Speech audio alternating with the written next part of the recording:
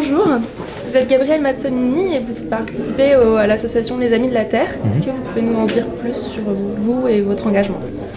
Les Amis de la Terre, c'est une ONG qui est née dans les années 70 avec l'idée qu'il fallait construire un réseau international pour faire face aux enjeux environnementaux de notre siècle.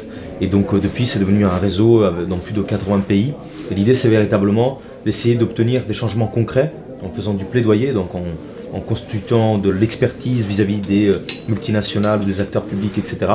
Et en même temps, de mobiliser les citoyens et les citoyennes quand c'est nécessaire pour faire pression et obtenir des changements concrets. Donc moi, je suis chargé de mobilisation au sein des Amis de la Terre et je m'occupe du coup, comme le nom l'indique, de penser les étapes de mobilisation en fonction des différentes campagnes qui ciblent parfois des banques comme Société Générale ou des grandes multinationales comme Amazon, etc. etc.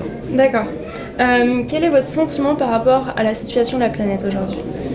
Qu'elle se porte très mal et que ça va être de pire en pire. Donc faut pas se leurrer là-dessus. Ça va être une bataille très difficile et ce qui compte du coup, c'est d'arriver à constituer un mouvement populaire et radical pour le climat, dans lequel tout le monde puisse s'impliquer pour obtenir des changements profonds. Mais il faut savoir que le monde qu'on a vu jusqu'ici, il va potentiellement disparaître. Et c'est peut-être un bien, parce que la société qu'on pourra construire après sera sûrement beaucoup plus résiliente, beaucoup plus solidaire. Encore faut-il qu'on reste en dessous des 2 degrés d'augmentation. D'accord. Vous nous avez parlé de votre engagement personnel pour la planète. On l'a vu, les citoyens sont mobilisés. Comment sensibiliser les décideurs selon vous? Les décideurs sont sensibilisés. C'est ça le problème. Ils ont déjà les informations qu'il leur faut. Le problème, c'est que derrière, nous, on ne fait pas assez pression pour qu'ils se rendent compte qu'il faut qu'ils mettent qu'il faut que tout ça se concrétise. Ça fait des années que toutes sortes d'ONG vont produire des rapports, de l'expertise, faire des rendez-vous, caler des conférences, etc. avec tel ou tel député, décideur politique ou privé. C'est pas les informations qui manquent à ces personnes-là, parce qu'on se donne beaucoup de peine à leur en donner.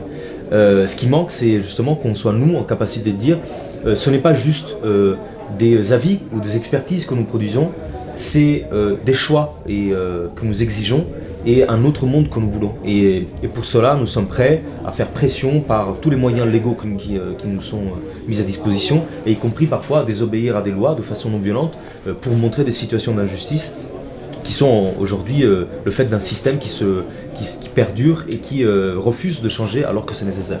D'accord, donc selon vous, ce qui bloque les politiques pour changer notre système, c'est le fait qu'ils ne veulent pas changer les choses et changer de système, c'est ça? Il n'y a pas assez de pression sur eux, donc c'est à nous de la créer. D'accord.